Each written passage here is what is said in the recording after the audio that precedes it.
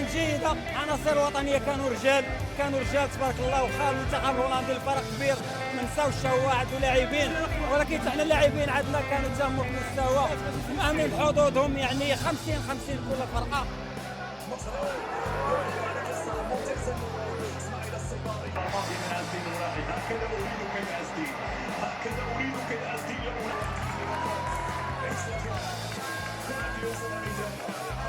المقابله كانت صعيبه، ولكن الحمد لله عندنا اللعابه ديالنا كنفتخروا بهم، وعرفنا مع من اللاعبين بان هولندا قاصحه وكتلعب مزيان، ولكن ماشي خلعتنا، عمرت لينا الدفاع، ولكن اللعابه ديالنا مانيفيك.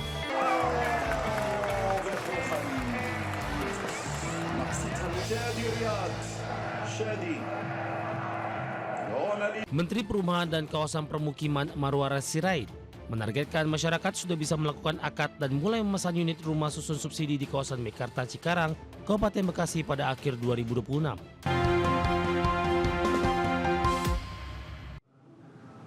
Menteri Perumahan dan Kawasan Permukiman Marwara Sirait mengungkapkan PT Lipo Cikarang Tbk resmi menandatangani komitmen hibah lahan Meikarta kepada negara.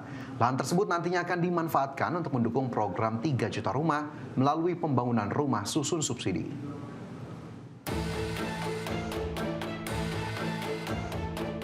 Menteri Perumahan dan Kawasan Permukiman Marwara Sirait menargetkan masyarakat sudah bisa melakukan akad dan mulai memesan unit rumah susun subsidi di kawasan Meikarta Cikarang, Kabupaten Bekasi pada akhir 2026.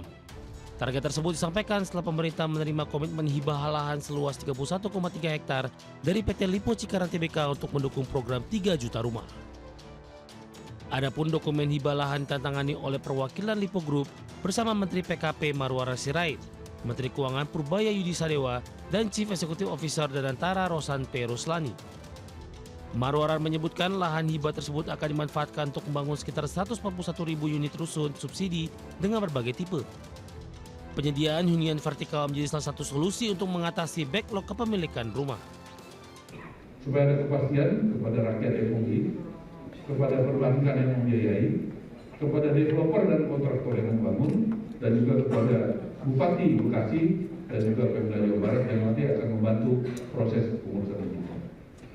Kita berharap tahun ini kita bisa melakukan akad. Akad itu artinya kita berusaha bagaimana para konsumen sudah bisa memesan. Marwara menambahkan proses hibah lahan telah melalui pengawasan Kejaksaan Agung dan Badan Pengawasan Keuangan dan Pembangunan serta dikonsultasikan dengan Komisi Pemberantasan Korupsi. Berbagai sumber ADS Channel. Ya, Badan Pengelola Investasi Danantara akan membangun perumahan bagi masyarakat berpenghasilan rendah pada lahan hibah seluas 30 hektar di kawasan Meikarta, Bekasi dari Grup Lipo. Chief Executive Officer Danantara Rosan Ruslani mengatakan pihaknya akan menjadi pelaksana pembangunan sekaligus menyiapkan skema pembiayaan agar mudah diakses kelompok MBR. Menurut Rosan, Danantara telah berkoordinasi dengan Kementerian Perumahan dan Kawasan Permukiman, Kementerian Keuangan, serta kementerian dan lembaga terkait untuk menyusun target dan implementasi proyek tersebut. Meskipun demikian, Rosan belum mengungkapkan nilai investasi proyek yang akan ditangani Danantara Housing tersebut. Sebagai pelaksana nantinya dari pembangunan dan juga pembiayaan mempunyai sudah berkoordinasi dan kerjasama untuk setting rencananya, targetnya, implementasinya agar ini sesuai dengan tepat waktu, dan saat bersamaan juga karena ini adalah MBR affordable ya, tapi sesuai dengan sesuai dengan target yang memang diperuntukkan untuk masyarakat berpenghasilan rendah. Dan tidak hanya sebenarnya dari segi pembangunan perumahan tersebut, tapi kita pun melakukan pembiayaan, baik pembiayaan untuk proyek itu sendiri, juga tentunya pembiayaan untuk para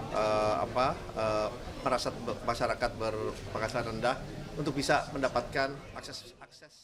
Pemirsa, gelombang panas ekstrim yang melanda Jerman memicu kebakaran hutan di sejumlah wilayah dan meningkatkan resiko bencana di tengah suhu yang menembus lebih dari 40 derajat Celcius. Kondisi ini tidak hanya mengancam lingkungan, tetapi juga menimbulkan kerugian ekonomi akibat gangguan terhadap infrastruktur, transportasi, dan aktivitas industri. Jerman mencatat suhu tertinggi dalam sejarah dengan temperatur melampaui 41 derajat Celcius di sejumlah wilayah. Cuaca panas berkepanjangan membuat hutan menjadi sangat kering sehingga memudahkan api menyebar dengan cepat. Kebakaran hutan terjadi di beberapa kawasan Jerman, termasuk bekas area latihan militer yang masih menyimpan amunisi Perang Dunia Kedua. Kondisi tersebut membuat proses pemadaman menjadi lebih beresiko dan memaksa petugas menggunakan helikopter serta peralatan khusus. Gelombang panas juga mengganggu layanan kereta api, transportasi publik, dan pasokan energi di Jerman. Suhu tinggi menurunkan produktivitas pekerja lapangan serta menambah biaya operasional akibat peningkatan kebutuhan pendingin dan penanganan darurat. Para ahli menilai frekuensi gelombang panas dan kebakaran hutan di Eropa terus meningkat akibat perubahan iklim. Pemerintah dan pelaku usaha kini harus meningkatkan investasi pada sistem mitigasi bencana, perlindungan hutan, dan infrastruktur yang lebih tahan terhadap cuaca ekstrim. Kebakaran hutan di Jerman menunjukkan bahwa perubahan iklim telah menjadi risiko ekonomi yang nyata. Kerusakan hutan, gangguan rantai pasok, penurunan produktivitas, hingga meningkatnya biaya penanggulangan bencana mendorong negara-negara Eropa mempercepat investasi pada adaptasi iklim dan pembangunan berkelanjutan. Berbagai sumber ada di channel.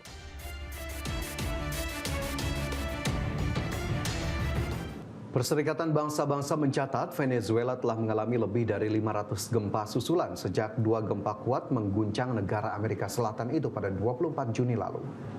Koordinator Badan PBB untuk Venezuela, Gianluca Rampolla del Tindaro mengungkapkan, PBB dan pemerintah Venezuela telah menyepakati pengadaan 10.000 kantong jenazah sebagai langkah antisipasi dengan asumsi jumlah korban tewas masih akan terus bertambah.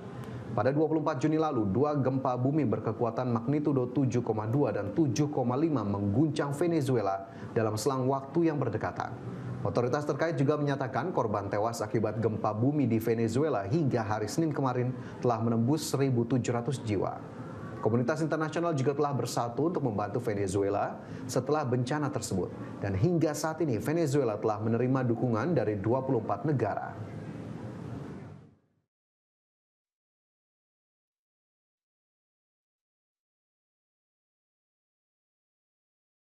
Kembali di Prime Market Highlight pemirsa, pemerintah berencana membentuk Dewan Kawasan Industri Nasional atau DKIN sebagai lembaga baru yang akan dipimpin langsung oleh Presiden Prabowo Subianto.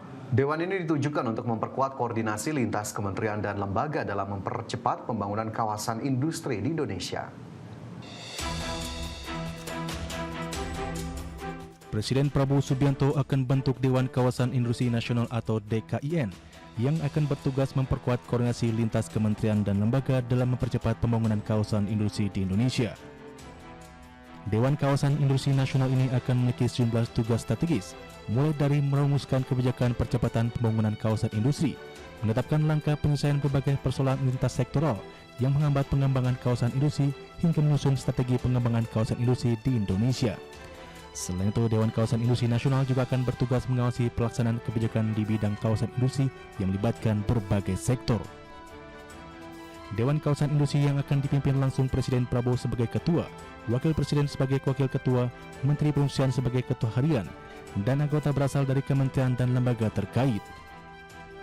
Selain unsur pemerintah, DKIN juga akan melibatkan para pemangku kepentingan, seperti kalangan akademisi, asosiasi kawasan industri, perwakilan sektor ketenagalistrikan, lingkungan hidup, agraria dan tata ruang, serta transportasi dan logistik.